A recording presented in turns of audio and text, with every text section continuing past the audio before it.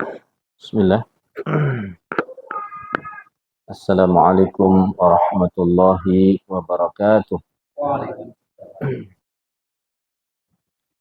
Innal hamdalillahi nahmaduhu wa nasta'inuhu wa nastaghfiruhu wa natubu ilaihi wa na'udzu billahi min shururi anfusina wa min sayyiati a'malina may yahdihillahu fala mudilla lahu wa may yudlil fala hadiyalah.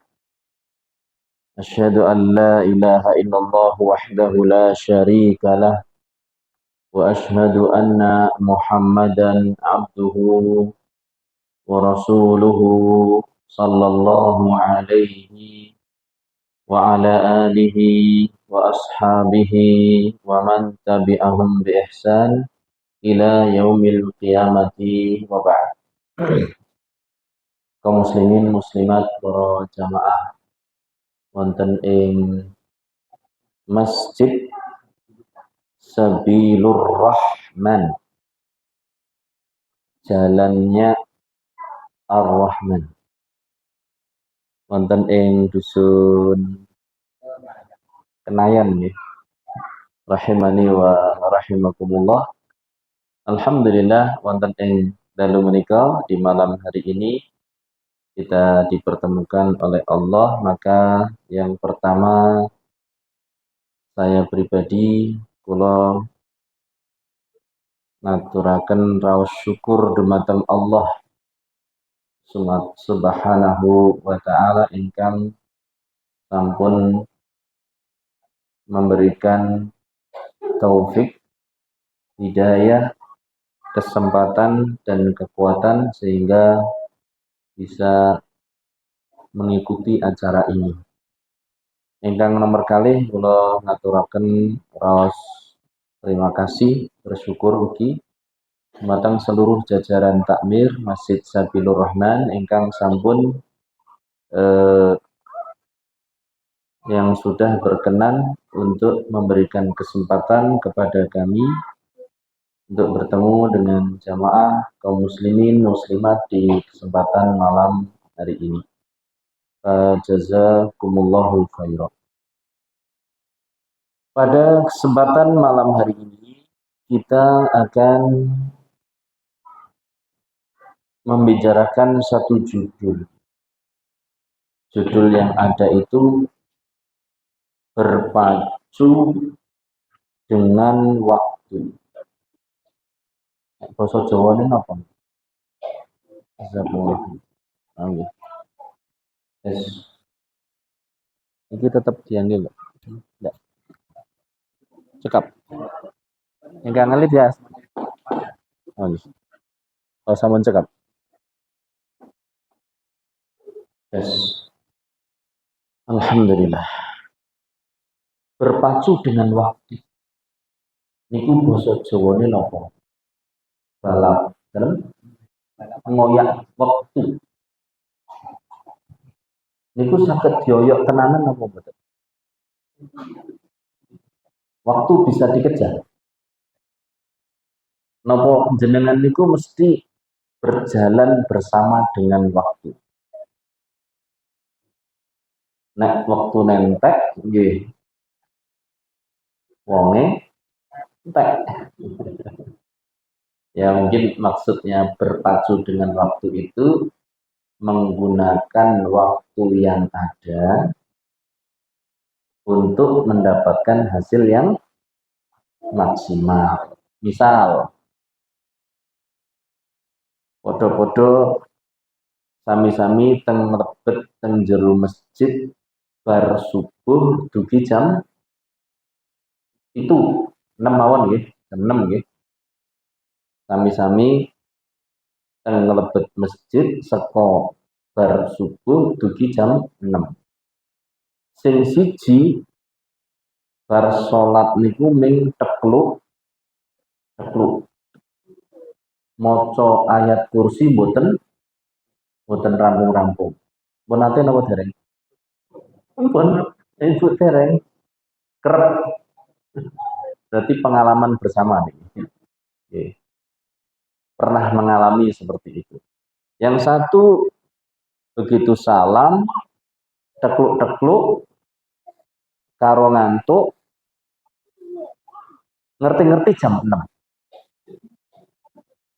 Engkang nomor kali engkang speed engkang sanesipun dari ba'da subuh, begitu salam, zikir, kemudian selesai zikir baca Quran, begitu syuruk nunggu 10 menit, setelah itu apa? Salat. Bar salat karo mlaku nggugah kancane. Kang jam 6. Berarti sing ngoyok wektu niku sing pundi? Nomor setunggal nomor kali. Ingkang nomor kali. Itu yang mungkin dimaksud berpacu dengan waktu. Kita semua sudah berumur. Nek jenengan itu tesih sami nem nopo remaja. Sing rawuh iki. Tesih nem nopo tesih remaja? Helm kebanyakan ingkang rawuh ya pun saged disebut nopo? Tuwa. Berarti tengah tuwa sik urung trimo. Dadak di paro-paro seneng. Pun tuwa nggih. Buktine mun tuwa niku napa? Ngangge kacamata. Orang putih-putih. Untune poel. Kulite mulai kisut. Tangi rukuk rada krekak. Krekek. Mudhun sujud mak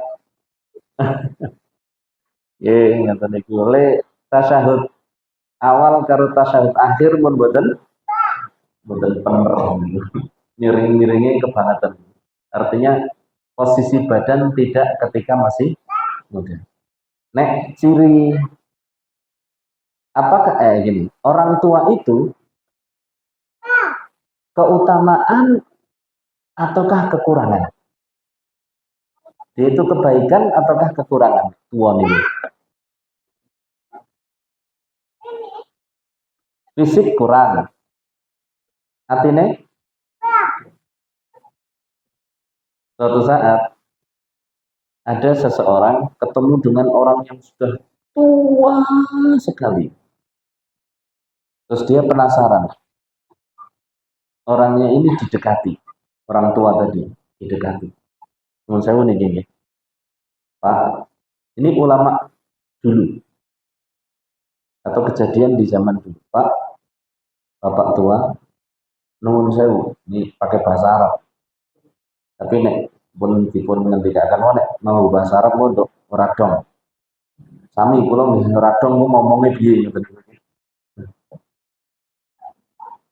Panjenengan itu sudah tua, apa kepingin mati? Jenengan kan sudah tua, apa sudah kepingin mati? Nah, pertanyaan ini saya ajukan ke panjenengan. Jawabannya berikut. Ibu-ibu, ibu-ibu kan belum ngaku tua, baru setengah tua. Apa jawaban orang tersebut? Nah, jenengan jawab berikut. Ingin mati. Nggih. Pun siap diumumaken. Dereng sampun kapundhut wonten ing ngarsa dalemipun Allah taala Bapak sinten iki sing contoh.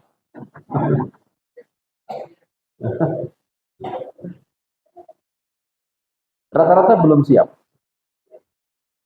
Tapi ada orang yang mengatakan penderitaan saya sudah sangat berat. Mendingan saya apa? Mati. Tapi jawaban orang ini aneh. Kata dia, enggak. Saya sama sekali belum kepingin mati. Ketika ditanya, kenapa Pak? Kata Bapak tadi, karena kondisi saya sekarang jauh lebih baik dibandingkan ketika saya masih muda. Nggih napa mboten? Jenengan ruas kapan mboten? Kondisi panjenengan sakniki jauh lebih baik dibandingkan masa muda. Kita atau yang bertanya pun heran, loh kok bisa? Kata beliau, saya di masa tua ini segala sesuatu pasti ingat Allah. Beda ketika masa muda. Di kondisinya jauh lebih baik. Nah, ini kalau contoh nih ya, bahwa orang tua itu jauh lebih baik dari orang muda. Nek orang muda niku, ya, orang muda nek menyat saka kursi niku mak gereja. Ya kan? Jual no. Karena mak gereja langsung ngoten niku nggih. Misalnya kalau dipanggil kayak moco nih. San, kayak helmnya kudanan. Oh nggih. Kita mau badan. Berarti kalau tes 6 nama badan. Wong jenenge nyontoni yo etok-etoke nom. Niki ciri tua nih. Nah, ini nggak bisa dipungkiri, ini ciri tua. Ini dunyone saya aduh. Nyariin maca semonten wis biasa. Pak niki. Nah, iku dunyone aduh. Kudu didohke agak iso maca. Mulane dicedhakke ngangge kaca. San, helme kudanen, san, memehane gendang di entasi. Oh nggih. Nah niku wong nom. Nek wong tua beda. Pak, wonten tamu. Oh iya. Oh iya. Bismillah. Ya nama betul. Ya. Ngaku sana ini. Iku arep nuwun sewu Pak, monggo lenggah. Mas, monggo silakan duduk. Oh nih, betul. Nah, niku wong nom. Nek wong tua pripun? Monggo pinara amin, Bapak. Ya, Bismillah. Alhamdulillah. Gitu nama betul. Berarti milih tetap hidup atau segera dijemput. Pak Ibu, hidup adalah kesempatan meraih surga. Jadi jangan putus asa. Pernah dalam satu riwayat diceritakan ada dua orang pria, atau dalam riwayat yang lain 3 orang pria. Ada beberapa riwayat. Nah, riwayat yang pertama 2 orang pria datang kepada Rasulullah Shallallahu Alaihi Wasallam untuk bertamu di kota Madinah. Kemudian keduanya masuk Islam, mengucapkan apa? Syahadat di depan Kanjeng Nabi Muhammad Shallallahu Alaihi Wasallam. Setelah itu mereka berdua ingin untuk tinggal di kota Madinah.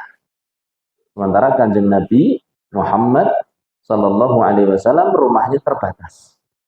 Maka beliau mengatakan, siapakah yang berkenan untuk menghormati tamu saya, menyediakan penginapan dan yang lain-lain.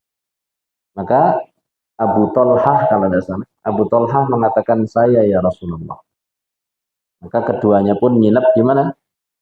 Rumahnya Abu Thalhah. Datang panggilan jihad.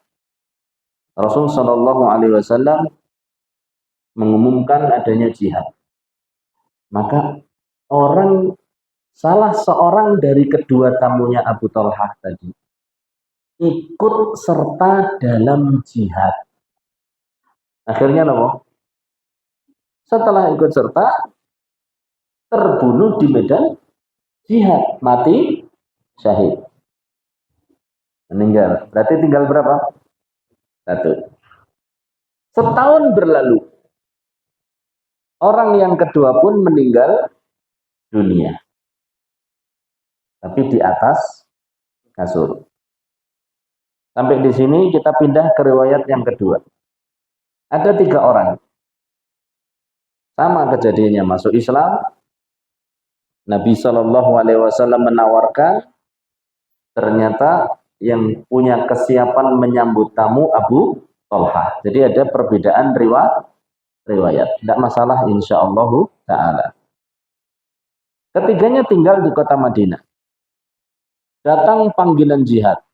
Yang pertama ikut. Setelah ikut jihad, mati syahid.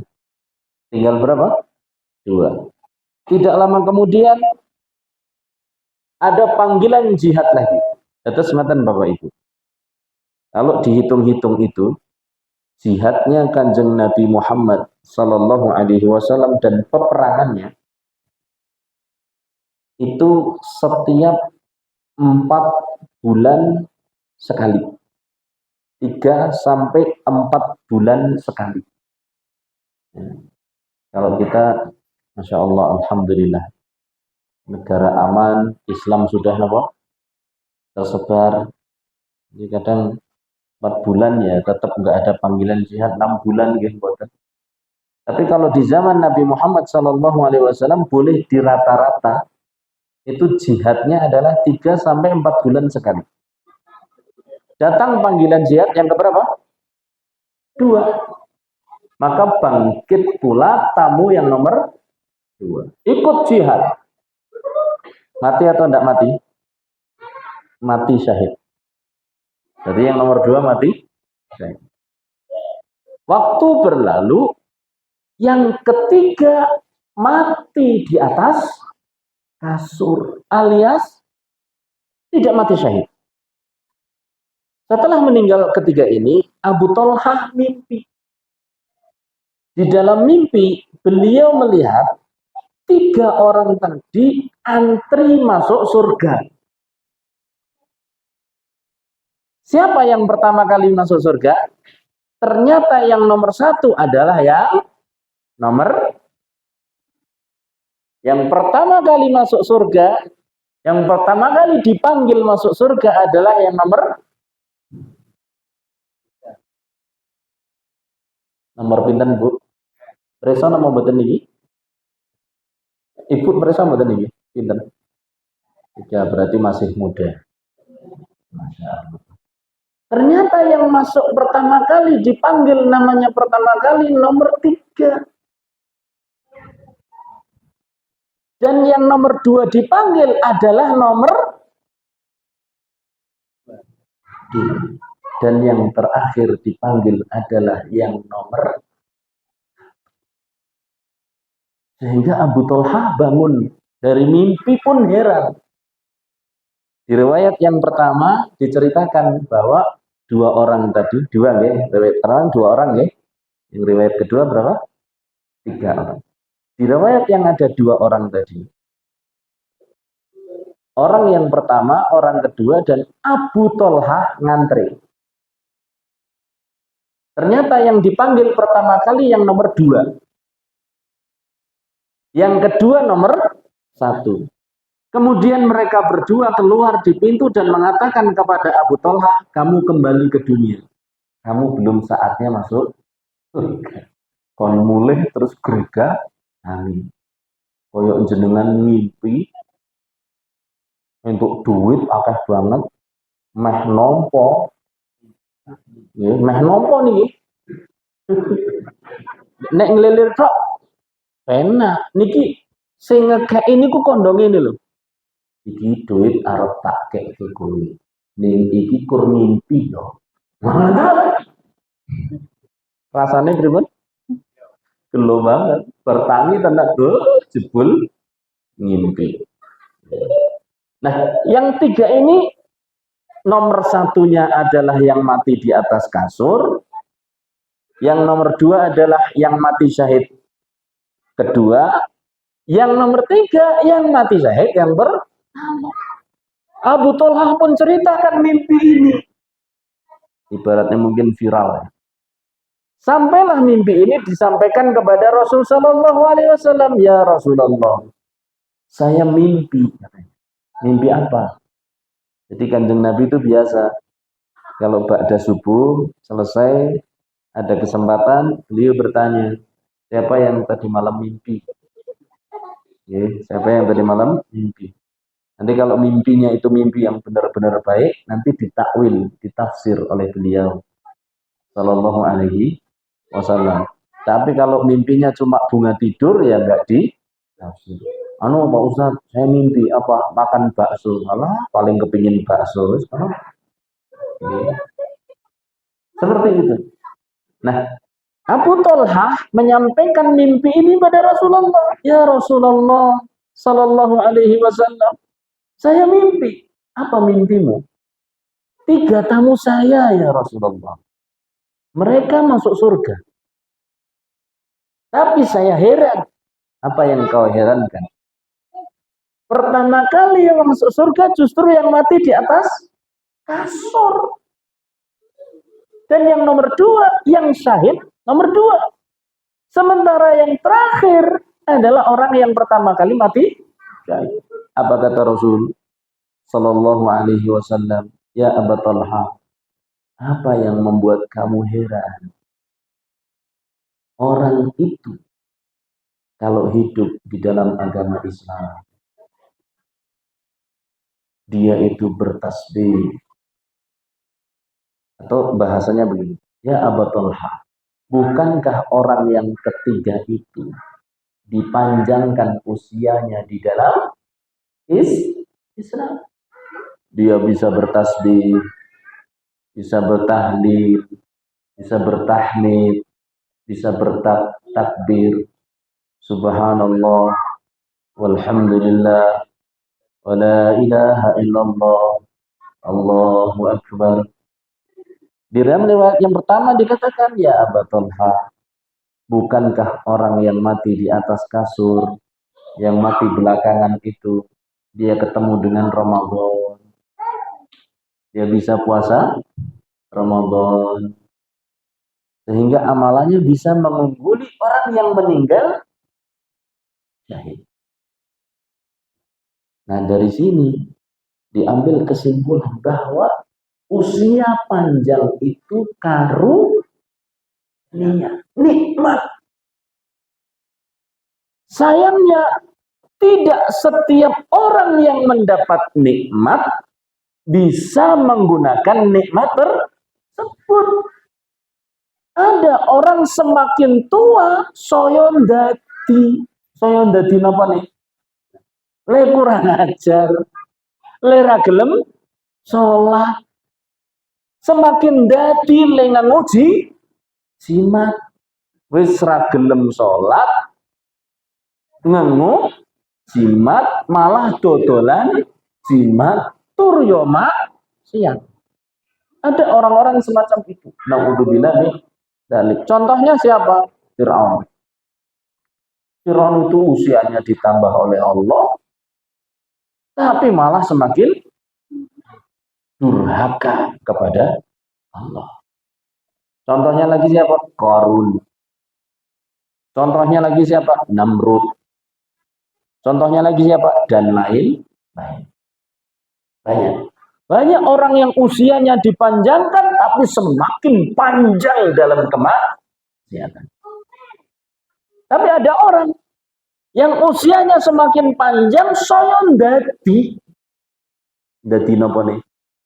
Tapi sholatnya semakin rajin, ngaji semakin rajin, bersih nggih saya rajin, sedekah nggih saya rajin. Saya tuwa kok saya manut karo bojone. Nek didhawuhi garwane nggih, insyaallah Bapak ngersakaken nopo? Kopi nopo teh? Nopo wedang jahe? Niku mboten nonton sedanten. Ontene ning air putihan tok. Ora ono dadak nama-nama. Ya paling ora bersikap ramah. Kali sinten bojone. Bapak ngersakaken dahar nopo daging, ala paling bapak ben boten tiyang. Untune wis. Jadi semakin tua semakin ramah dengan suami. Sebaliknya ada yang semakin tua saya ndati galake karo bojone. Bapak iki saya tua saya ora genah. Astagfirullahaladzim. Anggur metu nang salat ora bali-bali ngapa dong sih? Padahal bapaknya ngenteni napa? Syuruk. Gitu misalnya. Atau mungkin baca Quran di masjid. Wong karang wis pensiun bisa. Jadi orang itu ada dua. Ada yang semakin panjang usianya semakin baik, ada yang panjang usianya semakin buruk. Makanya Rasulullah SAW bersabda, khairukum man tala umruhu wa hasuna amaluhu. Sebaik-baik kalian itu adalah orang yang umurnya panjang, amalannya juga semakin baik. Nah, saat ini berarti jenengan milih meninggal di medan perang apa meninggal di atas kasur? Kita milih sing pundi. Meninggal di atas di medan perang apa meninggal di atas kasur? Niku sing teng hadis sing mati ning dhuwur kasur mlebu surga lho. Nomor 1 malah. Jadi bukan masalah jihad atau di atas kasur, tapi bagaimana seorang itu mengisi kehidupannya. Makanya kita jangan sampai timbul putus asa. Wis tuwa awak pating krengket kok rasane ora kepenak. Jenengan ampun kok kondo ya Allah, aku mbok mati bae ampun. Karena Allah sedang memberi kesempatan pada Anda, pada kita untuk menambah amal soleh. Jadi digunakan saja untuk berzikir, amal soleh. Ini namanya berpacu dengan waktu. Nah, kita akan sampaikan bahwa seorang itu secara tabiat semakin tua berarti semakin dekat kematian. Gini nama betul. Kan logikanya nggak. Semakin tua berarti umur semakin berkurang. Ya, walaupun kadang orang muda juga meninggal duluan. Bukankah dalam kehidupan kita saksikan ada kelapa tua, ada kelapa muda. Sing laris teng pinggir dalan iki sing pundi? Kelapa muda. Degan. Napa santen? Ketinggalan santen mah. Makanya terkadang yang meninggal itu tua meninggal duluan, gitu.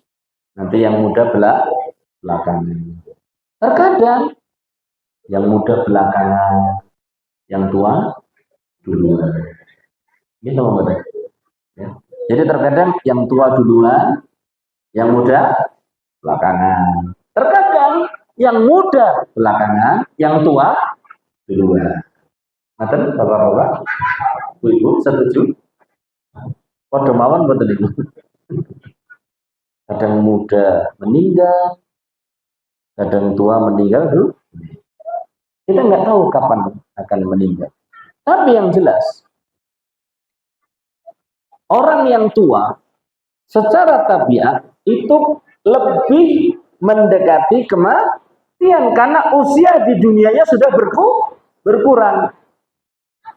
Nah, akan saya sampaikan atau kita akan pelajari bersama apa yang harus kita lakukan supaya kita bisa berpacu dengan waktu.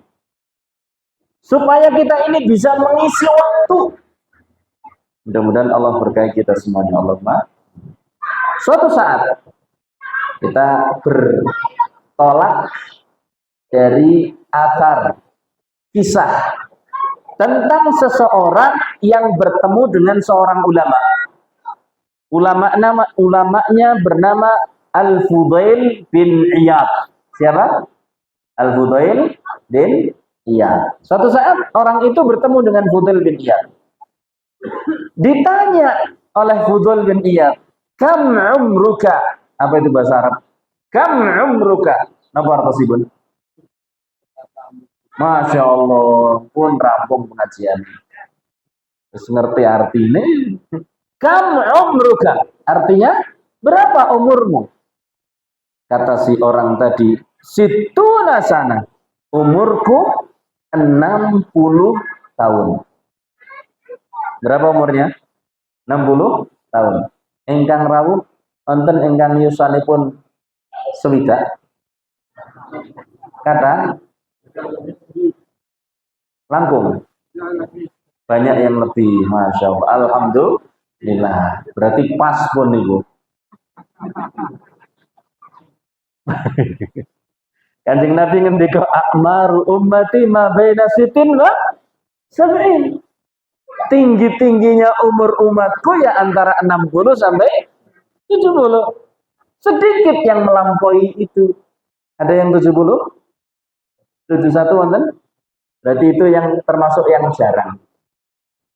Ya, termasuk yang jarang. Biasanya maksimalnya 60 sampai 70. Kanjeng Nabi berapa yuswanipun? 63. Abu Bakar 63. Umar 63. Jadi 3 sahabat itu, dua sahabat Nabi dan Nabi Muhammad SAW usia akhirnya sama, yaitu 63. Baik. Dijawab, situna sana, umurku 60 tahun. Idan, kata Fudail bin Iyad, anta mundu sitina sana tasiru ilallah wa tushiku an tablugha. Kalau begitu, Anda sejak 60 tahun berjalan menuju siapa? Allah. Dengan 60 tahun terus berjalan menuju Allah. Dan sekarang hampir saja engkau akan sampai. Umur kita berapa? 50. Kita katakan berarti engkau sudah 50 tahun berjalan. Sebentar lagi akan sampai. Yang 20 bagaimana? Umur saya 20. Kalau begitu, Anda sejak 20 tahun berjalan menuju Allah. Dan sekarang hampir sampai. Karena kita nggak tahu kapan sampainya kepada Allah. Apa kata orang tersebut? Faqala rajul, ya Aba Ali, inna lillah wa inna ilaihi raji'un. Wahai Fudail bin Iyad, kita ini memang miliknya Allah dan pasti kita akan kembali kepada Allah. Apa kata Fudail bin Iyad? Ta'lamu ma taqul? Kau tahu enggak artinya inna lillahi wa inna ilaihi raji'un? Kata orang tadi, ya, saya cuma bisa mengatakan inna lillahi wa inna ilaihi raji'un. Kita miliknya Allah dan pasti akan kembali kepada Allah. Tapi kami tidak paham maknanya secara mendalam, wahai Fudail. Tolong terangkan kepada kami. Kata orang tadi. Maka Fudail pun mengatakan, kalau engkau mengatakan inna lillahi wa inna ilaihi raji'un, artinya kita mengatakan ana lillahi abdun. Saya adalah hambanya Allah. Wa ana ilallahi rajih, dan saya pasti akan kembali kepada Allah. Faman alima annahu abdullah, maka siapa saja yang menyadari bahwa dirinya adalah hambanya Allah, wa annahu ilaihi rajih, dan dia sadar bahwasanya dia akan kembali. Apa kata Fudail bin Iyad? Siapa saja yang sudah sadar bahwasanya dia adalah miliknya siapa? Allah. Dan dia pasti akan kembali. Nun sewu, misalnya panjenengan, Bapak sinten? Pak Solihin. Berarti ketika beliau mengucapkan inna lillahi wa inna ilaihi raji'un, artinya apa? Saya ini, nama saya Solihin, saya adalah hamba Allah, dan saya Solihin pasti akan kembali kepada Allah. Itu artinya saya diciptakan oleh Allah dan saya akan kembali mempertanggungjawabkan seluruh amalan saya kepada Allah. Maka kata Al-Fudail bin Iyad, fal ya'lam, barang siapa yang sudah sadar bahwa dirinya miliknya Allah dan pasti akan kembali kepada Allah, fal ya'lam bi annahu mauquf, ketahuilah bahwasanya besok dia akan berdiri di hadapan Allah.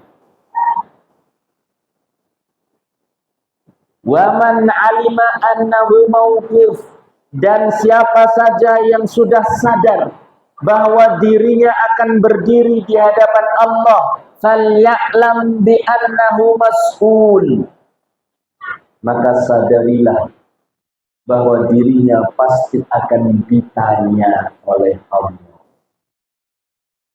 Ditanya tentang apa? Ini sudah waktunya Isya. Ditanya tentang 4 perkara. Insya Allah akan kita lanjutkan setelah adanya. Berhadapan dengan siapa? Allah. Dan kalau berhadapan dengan Allah, dia harus sadar bahwasanya dirinya pasti akan ditanya. Faman alima annahu mauquf, barang siapa yang sadar dirinya akan berhadapan dengan Allah, falya'lam annahu mas'ul, maka sadarilah bahwasanya dirinya pasti akan ditanya. Ditanya tentang apa? Tentang usianya, dihabiskan untuk apa? Tentang badannya, digunakan untuk apa? Tentang ilmunya, digunakan untuk apa? Diamalkan atau tidak? Tentang rizkinya, dari mana dia mendapatkannya, dan kemana dia belanjakan. Parah nih gue, rizkinya dicari dari yang haram, dibelanjakan di perkara yang haram. Yang kata orang itu, duit panas, duit setan dipangan demit, katanya begitu. Jadi nyarinya dari yang haram, tapi membelanjakannya juga yang haram. Ini 4 pertanyaan pasti akan ditanya. Tentang amalan kita, tentang rezeki kita, tentang ilmu kita, akan ditanya. Kata Fudail bin Iyad, wa man alima annahu mas'ulun falyu'idda lis-su'ali jawaba. Barang siapa yang sadar bahwasanya dirinya akan ditanya, hendaklah menyiapkan apa? Jawaban. Berarti kita harus siap-siap bisa menjawab. Hidup kita untuk apa? Amalan kita bagaimana? Itu harus ada jawabannya. Apa kata orang tersebut? Ya Fudail, kalau begitu kita harus gimana nih? Karena kita akan mempertanggungjawabkan amalan. Bagaimana sikap kita? Kata Fudail bin Iyad, yasirah, gampang sesungguhnya. Mahiyah, kata orang tersebut, apa itu? Kata Fudail bin Iyad, tuhsinu fima baqiya yughfar laka ma madha. Berbuat baiklah di sisa hidupmu. Berbuat baiklah di sisa hidupmu, niscaya Allah akan mengampuni yang sudah berlalu. Kita harus tobat. Kalau memang dulu kita bukan orang baik, tidak bisa menggunakan waktu dengan baik, maka ini saatnya taubat. Berbuat baik di waktu yang tersisa. Berapa tahun lagi tersisa untuk kita? Tidak tahu. Mungkin hanya beberapa saat lagi, mungkin masih berhari-hari, mungkin masih bertahun-tahun. Gunakan waktu yang tersisa untuk kebaikan. Niscaya Allah akan mengampuni dosa-dosa yang lalu. Apa kata Rasul sallallahu alaihi wasallam? Innal hasanati yudhibna as-sayyi'at. Sesungguhnya kebaikan itu akan menghapus dosa-dosa yang telah lalu. Kemudian apa kata Fudail bin Iyad? Fa innaka kata Fudail bin Iyad, fa innaka in asa'ta fima baqiya ukhitta bima mata wa ma baqiya. Karena kalau engkau berbuat buruk di sisa-sisa kehidupanmu, kau akan mendapatkan siksa atas perbuatan yang telah lalu dan juga mendapatkan siksa dari kejahatan yang kau lakukan di waktu-waktu yang tersisa. Intinya berarti supaya kita ini bisa, kalau boleh dikatakan, bisa mengejar waktu. Karena orang itu terkadang sudah ketinggalan. Dulu sholatnya bolong-bolong, ya, preman, sering makan yang haram. Ini kan sudah berlalu. Bagaimana supaya yang berlalu itu menjadi sebuah kebaikan? Caranya, waktu yang tersisa ini harus kita gunakan untuk memperbanyak amal soleh. Di antaranya dengan taubat. Karena dengan taubat ini Masya Allah, taubat itu luar biasa. Bukan hanya dosa yang baru kita lakukan saja yang diampuni. Bahkan dosa-dosa yang sudah lalu pun akan diampuni. Ini taubat. Karena salah satu penghapus dosa adalah taubat. Di antaranya juga amal soleh. Itu penghapus dosa. Ya, penghapus dosa. Amal soleh, memperbanyak sholat, memperbanyak zikir, memperbanyak sholawat, memperbanyak baca Quran, memperbanyak puasa nanti di bulan Ramadan. Ini adalah amal-amal soleh yang bisa menghapuskan dosa-dosa yang telah lalu. Di antara perkara yang bisa untuk menghapuskan dosa adalah musibah. Jadi ada 3 perkara yang bisa digunakan untuk menghapuskan dosa yang sudah lalu. Kita sudah terlambat dulu, tapi bisa kita kejar kembali dengan 3 ini.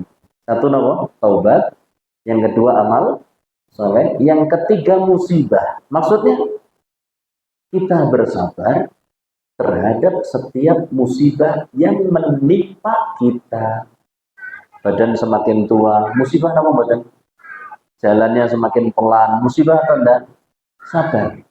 Mudah-mudahan kesulitan kita di sisa-sisa kehidupan bisa menghapus dosa-dosa kita di waktu yang telah lalu. Maka kan wallahu ta'ala a'lamu bishawab. Inti dari pengajian ini adalah hendaklah seorang itu senantiasa memperbanyak amal soleh di setiap waktu yang telah diberikan oleh siapa? Allah Subhanahu wa ta'ala. Dengan sadar sesadar-sadarnya bahwa dia kelak akan berhadapan dengan siapa? Allah. Akan ditanya. Maka persiapkan jawabannya dengan baik.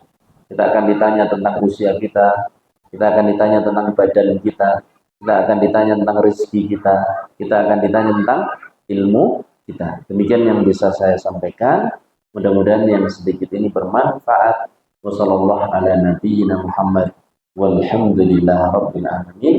Subhanakallahumma wa bihamdika asyhadu an la ilaha illa anta astaghfiruka wa atubu ilaik. Assalamualaikum warahmatullahi wabarakatuh.